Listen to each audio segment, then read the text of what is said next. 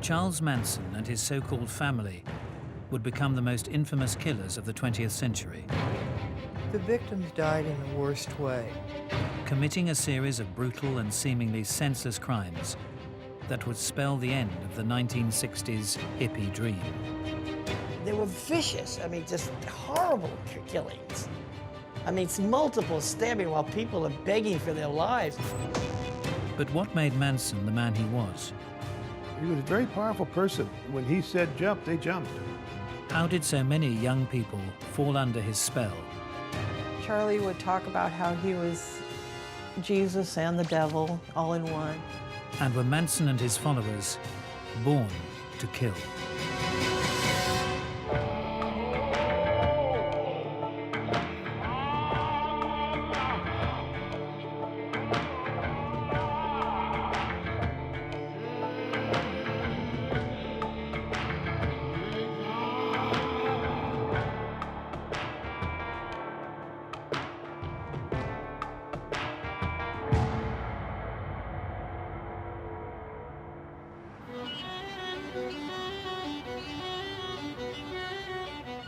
August 8th, 1969, I was a Los Angeles police officer working West Los Angeles Division, and I received a radio call at about 9 o'clock in the morning of a man down at Cielo Drive. I wasn't expecting what I saw when I got to that house. In a scene described by one investigator as reminiscent of a weird religious rite, 5 persons, including actress Sharon Tate, were found dead at the home of Miss Tate and her husband, screen director Roman Polanski. Miss Tate was 8 months pregnant. I was the first one there. When I entered the house, everybody was dead. The word pig written on the front door in somebody's blood. It was very gruesome.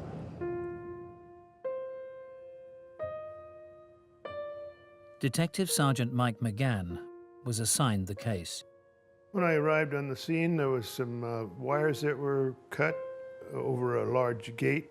I entered the driveway and found a car parked about center driveway, which contained Stephen Parent. 18-year-old Stephen Parent had been leaving after a visit to the property's caretaker.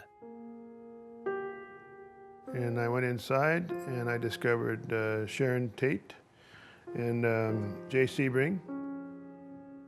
26-year-old Sharon Tate had been renting the Bel Air home. Celebrity hairdresser Jay Sebring had been visiting the 8.5-month pregnant actress. Sharon was terribly stabbed, and they were tied together with a rope which was tossed over a rafter in the house. I continued on through the back door, and I found Abigail Folger. 25-year-old coffee heiress Abigail Folger was a house guest of the Polanskis. Abigail had been stabbed numerous times. She was very bloodied and obviously dead. And I also found Wojciech Frykowski. Folger's lover, Frykowski, was a friend of Polanski from Poland. Wojciech had also been struck with the gun that they used. It was a terrible scene. I had been working homicide for a long time, so I had seen a lot of scenes, but I don't think any quite as bad as this one. Polanski was in Europe at the time. Of course, he dashed back when he found out that his young pregnant wife had been murdered, and held probably one of the most moving news conferences, by the way, that I've ever attended.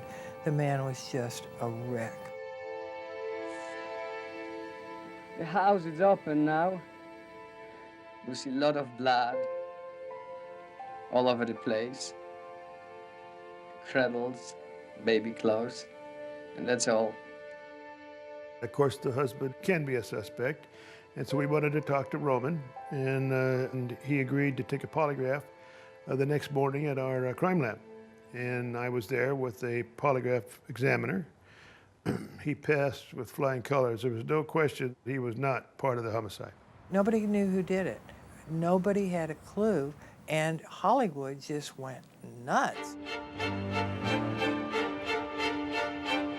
People were buying guard dogs, and they were buying guns. Oh, LA panicked. All these movie stars, they were hiring guards and off-duty police, anybody that they could get to their house. I mean, it was a complete panic in the Hollywood area. And the next night, the killing continued. Businessman Lino LaBianca and his wife Rosemary were stabbed to death in their home. Again, messages were written in blood. After the LaBiancas were murdered the next day, it really started hot and heavy. There was a lot of fear and paranoia here in LA, particularly in the movie colony. Why? Well, not just because the murders were incredibly gruesome, a total of 169 stab wounds, but they seemed to be random. Despite a massive police operation, investigators were unable to identify a perpetrator. We did everything we do. I mean, we had everybody we could possibly think of working on the case, doing every possible thing. Every lead we had, we exhausted. Then, 3 months after the murders, detectives got word that a young Californian girl had made an extraordinary jailhouse confession. A story so strange, it was almost unbelievable. It was a crazy story. Yeah, it was very crazy. Susan was the nicest person you ever want to meet. Talking to her in that period of time, you would think it was impossible. I mean, she was just a very nice young lady. 21-year-old Susan Atkins had claimed to cellmates that she and a group of her friends were responsible for the terrible crimes. If these were typical murderer types, or robbers, or rapists, or burglars, it wouldn't have been quite as shocking. But they started looking at the backgrounds of these people. Most of them came from good middle-class families in the suburbs. Leslie Van Houten was a homecoming queen. Tex Watson was a star athlete. Patricia Krenwinkel sang in the church choir. At one time she wanted to become a nun. These seemingly all-American kids had become unrecognizable to their families. She was like a stranger to me.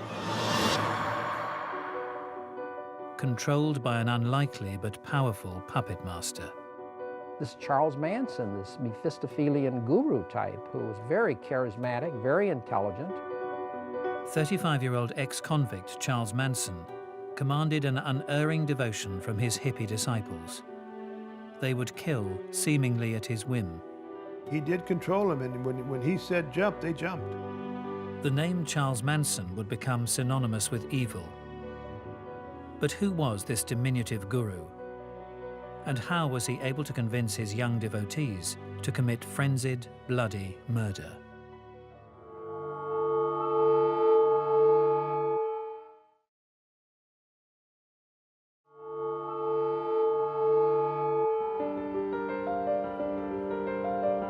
Over 2 nights in August 1969, actress Sharon Tate and 6 others had been slain in one of the century's most infamous crimes. The killers were a group of young, seemingly middle-class flower children, acting on behalf of their spiritual leader, 35-year-old ex-convict Charles Manson.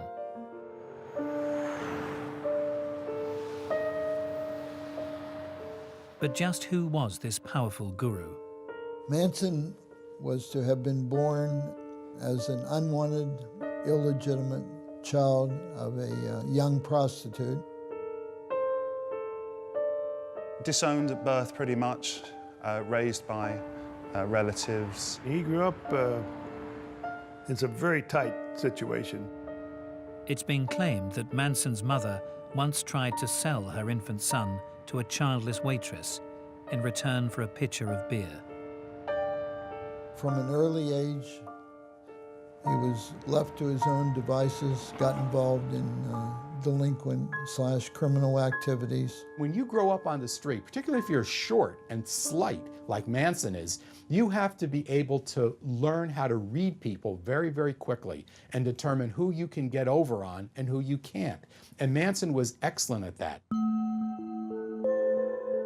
From the mid-1940s onwards, a raft of thefts and armed robberies would see the young Manson pass through several institutions where he was said to be sexually brutalized. What comes through, certainly looking at all the psychiatrist reports and probation reports of Charles Manson, that there was heaps of potential there. But something had happened early in life, and this dogged him the whole time. He felt he'd been dealt a bad hand. By the 1950s, in his rare periods of freedom, Manson expanded his criminal repertoire to include pimping young women from a Hollywood apartment. The qualities that a pimp has to entrap, intimidate, extort, run the life of their prostitutes, rent them out, sell them, and so forth.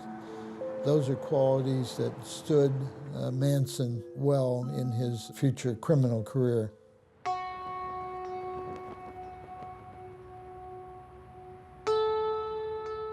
Incarcerated again in 1960 and facing a lengthy sentence, Manson began to study new ways of thinking.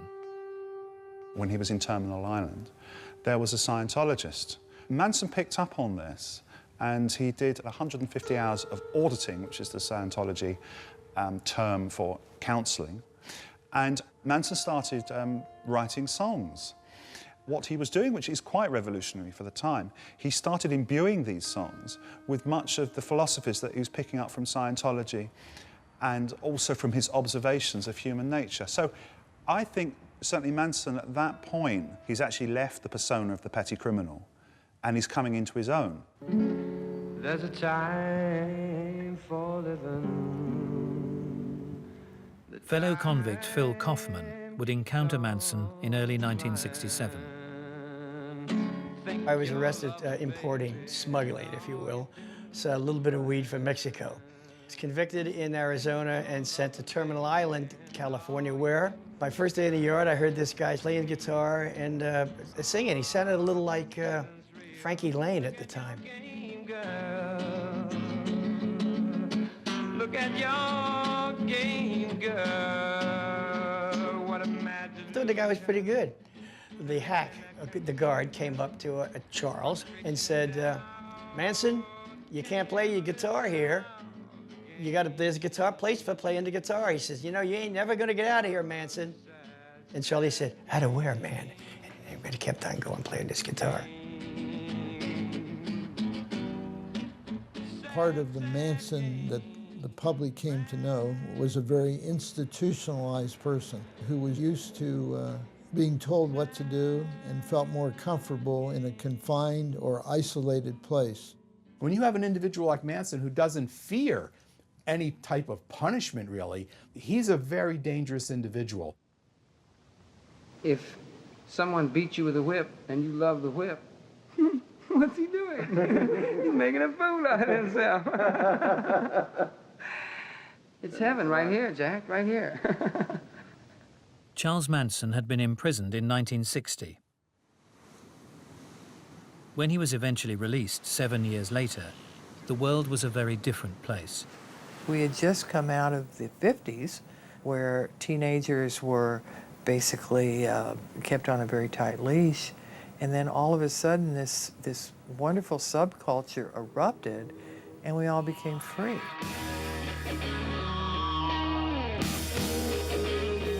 The 32-year-old guitar-playing ex-con headed to the eye of the storm. There were thousands of young people all up and down this street, and this was all the psychedelic scene. Dr. David Smith founded the neighborhood's famous free medical clinic. 1967 was totally crazy. The streets were jammed. People were taking LSD and dancing and music everywhere. And we had the diggers giving out free food, and it was just a total insanity, and we were in the middle of it. We did a survey of the thousands of kids that came through our clinic, and 98% of them had used LSD. Charlie saw a good thing when he realized that if somebody ran around and talked like a guru, in that day and age, especially up in San Francisco, you could gather a group of followers in no time. You're taught that you can't. They even teach you the word. They give you the words. Take all the words away. And don't think in right and wrong, just think in truth. Among those to fall under Manson's spell were librarian Mary Bruner, disaffected teenager Lynette Fromm, and 19-year-old drifter Susan Atkins. She had a tough start in life. On top of a broken home, on top of child abuse, Susan Atkins had to suffer the death of her mother from cancer. And she was, come puberty, pretty wild. So wild that her family couldn't contain her. And like many others, she headed off to San Francisco, where she worked variously as a waitress and as a topless go-go dancer. She came across Manson quite early on in the history of the Manson family, and he was able to assume a fatherly role with her, which is a template for what went on with the other girls. Also joining the group in 1967 would be 20-year-old Patricia Krenwinkel, later renamed by Charlie as Katie. She had a troubled childhood in as much she suffered from an overt problem with body hair, which, as anyone knows who's come through the teenage thing, that can really screw someone up. And her sister was a heavy drug user. She dominated the family, so Patricia really was a forgotten child. Patricia Krenwinkel talked about meeting Charlie, and she met him down at the beach, and he took her to an apartment and had her take off all her clothes and look at herself in a full-length mirror and say, "Isn't that the most beautiful thing you've ever seen?" Pretty, pretty girl.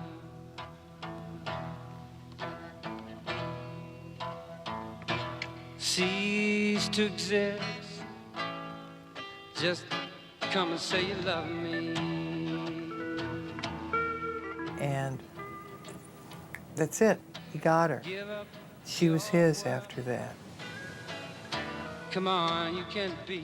Like many communal groups of the 60s, Manson and his girls got an old school bus and began roaming California. On his release from prison, Phil Kaufman joined up with the group in Topanga Canyon. Never learn not to love you. It was, it was incredible. It was sex, drugs, and rock and roll. Real sex, drugs, and rock and roll. It was sex on demand. It was, I mean, if I just gotten out of prison, and you're pretty girls, you just want to get laid. That's a good day at the office. The music was the seduction. He'd get the new girl, some new girl who would run away. He was good. And the girls would all sit and, play their little instruments, and that usually worked. That was the hook. It got him in. Phil Kaufman would introduce Manson to a number of music producers, including Doris Day's son, Terry Melcher. Manson hoped to get a major recording contract and introduce his songs to the world. Remember that a lot of people had not heard this type of music before. Manson was not that savvy to the industry, media industry, music industry BS at the time.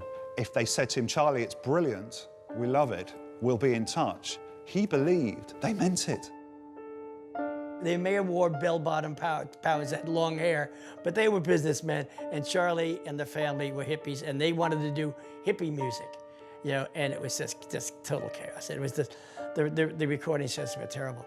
But Charlie always kept pursuing a professional recording. As a child, Manson had been rejected by his mother. Now the LA music industry would do the same. It became evident to me that there was trouble in paradise.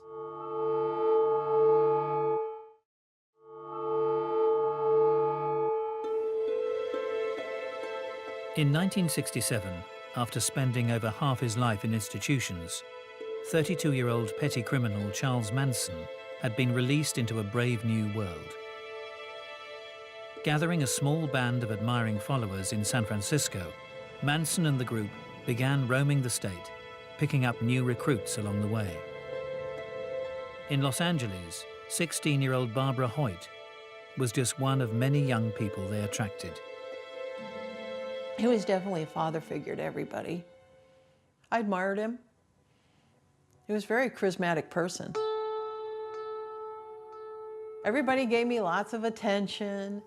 They're all very nice to me. I think the acceptance I felt was a very strong draw, and I think that was probably one of the main draws to the cult, to probably anybody.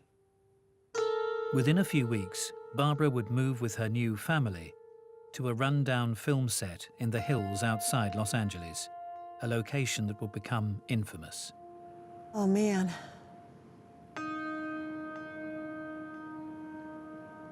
There's a heavy feeling here. It was just such evil that came out of here.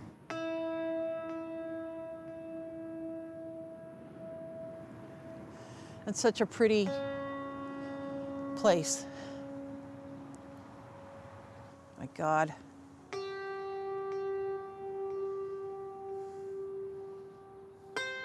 I can smell the same smell of those trees. I can see where the ranch was down in front of me. Over there was the corral, and back here was the barn, and in front of the barn was the movie set. It just seems so surreal. It's almost like it was a long ago dream instead of reality.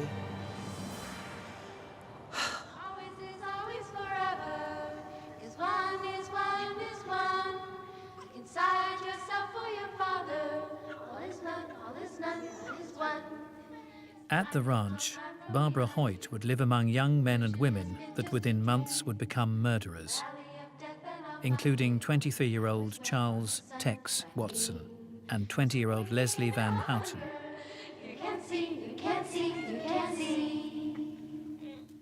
Leslie Van Houten was from Monrovia, and by all accounts, just a really all-American type girl. She was a homecoming princess at Monrovia High School. She'd come from a family which was affluent, but had broken down.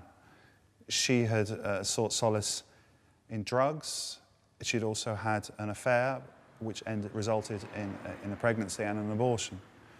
Like most of Manson's women, she was in a vortex, in a void. Tex was kind of happy-go-lucky. He didn't challenge Charlie for leadership at all. He did what Charlie told him to do. He came from a solid family background, but something happened, and that, I believe, was drugs. It just took him from a path which was leading to a successful professional life onto a completely different way. Literally free sex and freedom of sexual relationships was quite attractive to him. Heterosexual relationships to some group orgies. Always a conspicuous presence would be the young Susan Atkins, by then rechristened by Manson as Sadie. The first time I met Sadie, I was sitting on the floor, kind of against the wall, and there were people around, and she squatted right in front of me and cut one. I was like, whoa. She would do stuff for shock. Though I thought she was great at the time, I thought, you know, just, wow, kind of a free person, you know. At the ranch, this childlike free spirit was a state of mind the group aspired to. The philosophy was that everything you learned was wrong, so we're going to erase your mind and make it childlike. But in retrospect, you could see that by doing that, then you could implant your ideas and philosophy. Any kind of belief system you had, that was considered trash. So people worked on disbelieving things that they'd been taught, unlearning everything you learned in school.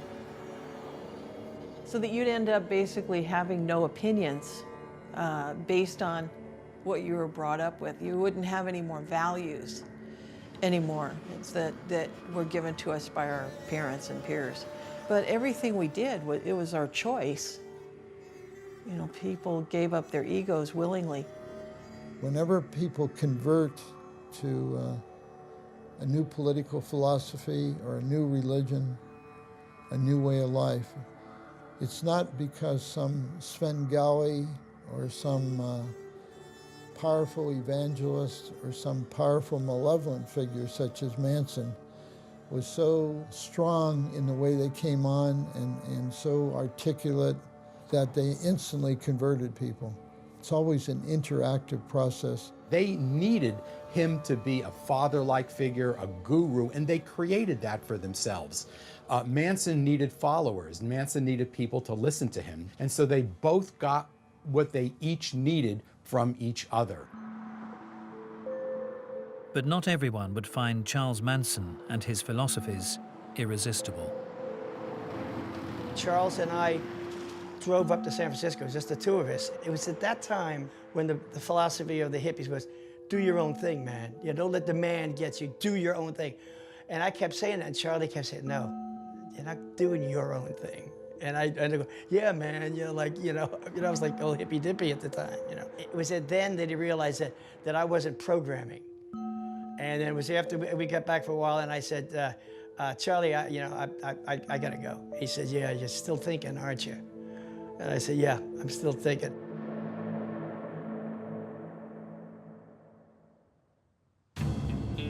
Manson's feelings of power were growing. In 1968, Dr. David Smith's medical clinic studied the group at Spahn's Ranch.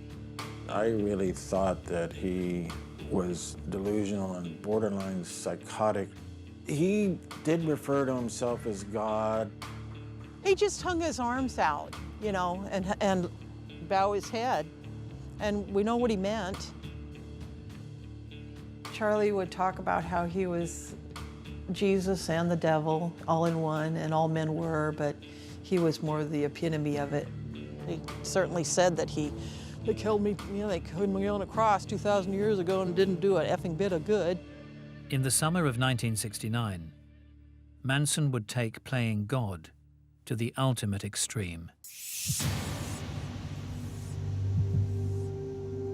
In the isolated ranch in the mountains above Los Angeles, surrounded by his band of loyal disciples, the man who'd spent more than half his life in jail would begin preaching an Armageddon gospel he called Helter Skelter. He explained to me about Helter Skelter. It's a racist philosophy, basically, but he explained it to me like, would God want all the flowers to be the same color? And, he made it seem like something very pretty. Helter Skelter came out of one of the Beatles songs, the words. But what it came to mean to Manson and what he was preaching, so to speak, to his followers was a race war. We had the Watts riots, and so, as far as I was concerned, he was just saying the obvious. Anytime the word black was mentioned, his hackles would go up, because he'd been in prison and he saw that, how it was between whites and blacks. He said the black man was going to win this war, but he said black, he only knows what whitey's told him to do. And they're not going to be able to handle the reins of power, so they're going to have to turn over the reins to those white people who had survived Helter Skelter, i.e. Charles Manson and his family. Then he said, we're going to come out of the bottomless pit, and we'll take over the leadership of the world. Charlie wanted to have his own 12 tribes of Israel, basically, out there in the desert. And he planned for a whole civilization, so it was quite a grand design. Did Manson believe what he was telling them about the apocalypse coming? No, he didn't believe that at all. I would be amazed if he actually believed that. This was a show. This was totally a performance that Manson put on. Manson is not mentally ill. He's not psychotic. He's manipulative and narcissistic and psychopathic, but he's not mentally ill, and neither were the followers mentally ill. The end of the world's a good draw. A lot of churches preach that. By the middle of the year, the atmosphere at the ranch began to change significantly. The intensity level was noticeable, like Helter Skelter is coming down, like now. Manson's world was beginning to unravel. Unknown to Barbara Hoyt, in May, during a drug deal gone wrong, Charles Manson had shot a dealer he believed to be a member of the militant Black Panther group. We started having guards at the ranch, hiding in the haystack and various places. They had field phones laid out between the front of the ranch and the back of the ranch. Then the Black Panthers were going to come for us. Charlie was getting pretty panicky and intense and high-strung and frightened.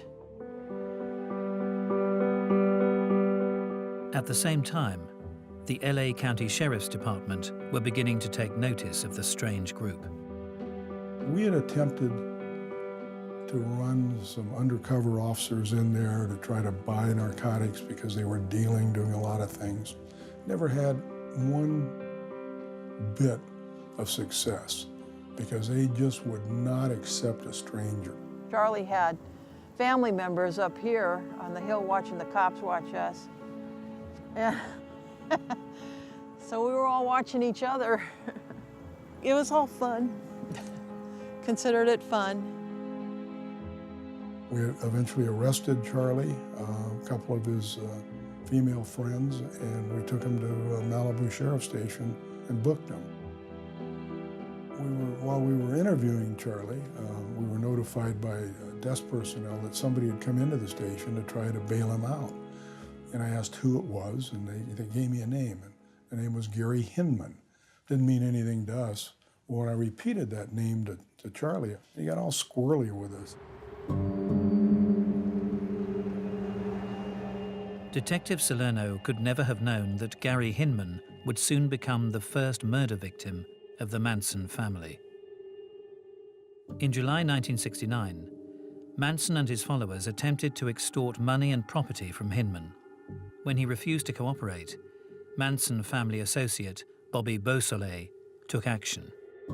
When Hinman basically said, "You're nuts, I'm not giving anything to you," so they killed him. They stabbed him and then they smothered him with a pillow. Allegedly to place suspicion for the murder on the Black Panther political group, slogans were daubed on the wall in blood, along with a panther paw print. The murder attracted little attention, but in less than a month's time, the family would commit a crime that would make the world sit up and take notice. My own personal feeling is the motive for the killing was a series of events which chipped away at Manson's dominion. There was no record deal. People were leaving the family. People were questioning Manson's ability to be this self-proclaimed messiah. There was chinks appearing, and the last weapon in his armory was helter-skelter. On August the 8th, 1969, Manson launched a series of crimes he hoped would be blamed on the black community. I remember the night that he had called Tex, and I remember looking at them as they were talking, and it was almost like a black cloud was around them. It was dark. And he told me to take the other younger girls to a place called the Wiki Up. And he ordered me to do it. He didn't ask me, he ordered me.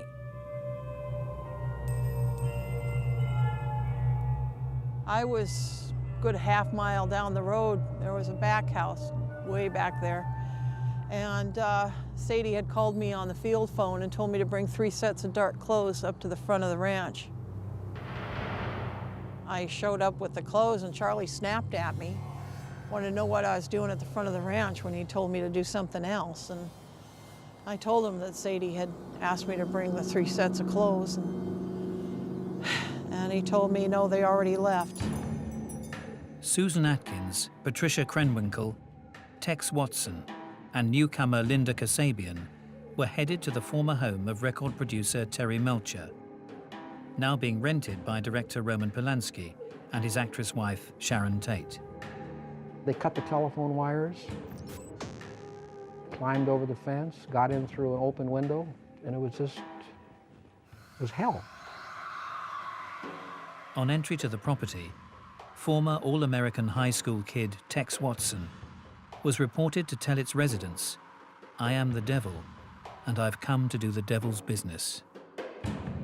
These people I knew and slept with and loved are now heinous murderers. They were vicious. I mean, just horrible killings.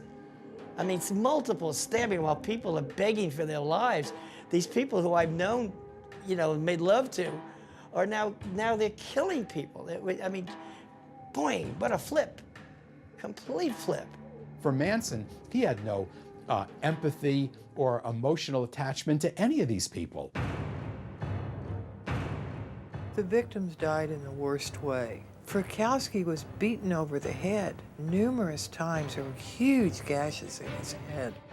We believe this is the weapon that Tex used to kill him. Patricia Krenwinkel chased Abigail Folger across the lawn, and poor Abigail was screaming and running for her life. This is not a nice way to die.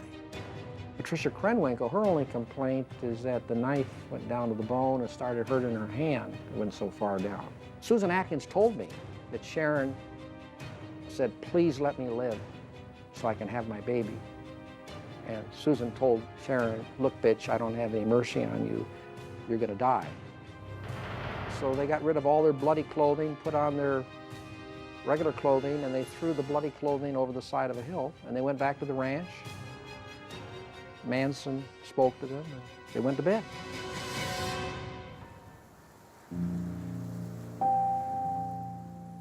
They slept in. Everybody slept in the next morning, but the next afternoon, I went into Johnny Schwartz's trailer, and I was just sitting back and watching the Hobo Kelly in the afternoon, and Sadie came in, and by that was about 5 or 6, wanted me to turn the channel to the news. She told me to call Tex, and I called Tex. He came to the trailer, and so did a couple other people, and they all sat on Johnny Schwartz's couch there and watched the news. The first thing that came on was the Sharon Tate murders. So now I knew that murders had occurred there.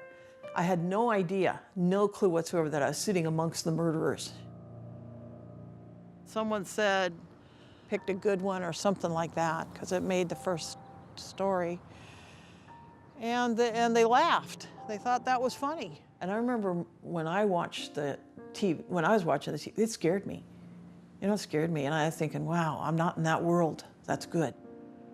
Well, you know, I had no idea how much in it I was. That night, the people Barbara Hoyt counted as her friends would go hunting again. There was no one safe in this whole county that night.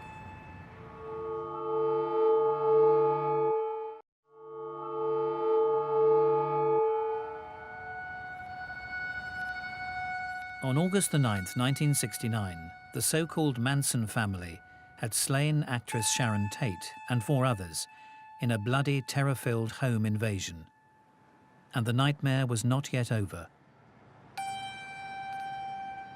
When they went down looking for victims the second night, there was no one in LA. There was no one in this whole city that was safe. They were going to break into a church and kill the pastor and hang him from the cross in there, but the church was locked because it was at night.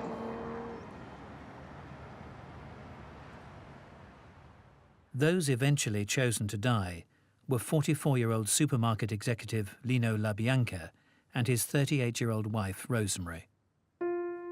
Manson had driven in the car with them, finally picked out this house. He told them that last night, meaning at the Tate Mansion, they had botched it by almost letting a couple of them escape and not killing them efficiently. So he didn't want that to happen again. So he said, "You wait here, I'll go into the house." He went in and tied them both up, then went back out, told them it's okay now, you can go in and kill them. And then he drove off. The LaBiancas were trussed up literally like a couple of hogs at slaughter, and then they were slaughtered. These were brutal, violent, terrible murders. Leslie Van Houten told Diane Lake that stabbing Rosemary LaBianca was fun. The more she did it, the more she enjoyed it. This fork was the fork that Patricia Krenwinkel used to carve war in the abdomen of Lino LaBianca after he was killed, and then stuck it into his chest. When the body was found, it had this fork sticking out of it. I mean, it's nightmarish. It's nightmarish. Among words written in the victim's blood was the phrase, helter skelter. Tex told me that they'd gone to a love-in, and for me not to mention it. And I was kind of jealous because my dad would never let me go to a love-in. That wasn't a love-in, they were killing the LaBiancas. God, the whole thing just makes me shake.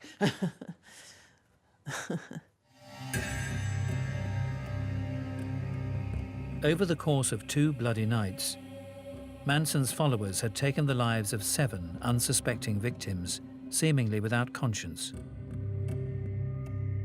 Even through their subsequent arrest and trial, most of Manson's entourage would remain unswervingly loyal to him. Everything that Charlie did, they did. If Charlie said something, they would parrot him. If Charlie put an X on his forehead, they'd come to court the next morning with an X's on their foreheads. If he put a swastika on there, by God, the swastika was there the next morning. Only a few, including Barbara Hoyt, would testify against the man they once thought of as divine. So what had driven so many to willfully engage in such brutal and bloody crimes? Was murder in their nature? Were Manson and his young followers born to kill? I couldn't say that Manson was born coming out of the womb to kill people, but I think that his upbringing was so bad that I don't doubt for 1 minute that it were not conducive to a good life, a well-rounded life. And I guess maybe he just wanted to make everybody miserable. That's the only theory I could ever really come up with. I don't even think he was thinking of murder when he first formed this family, but it was a slow evolutionary process. And I think at some point he saw that he could get them to do anything he wanted them to do. And he had this enormous hostility for society. I know Charlie was treated horribly as a child, you know, between the neglect and abuse he suffered. I don't think that he attracted kids who were predisposed to kill people. I'd hate to think that the whole group of them were natural-born killers. I just don't think that's the case. Do I think these women, had they not met Manson, would have gone on to kill somebody? No, I don't believe that. There's no indication that that would have happened.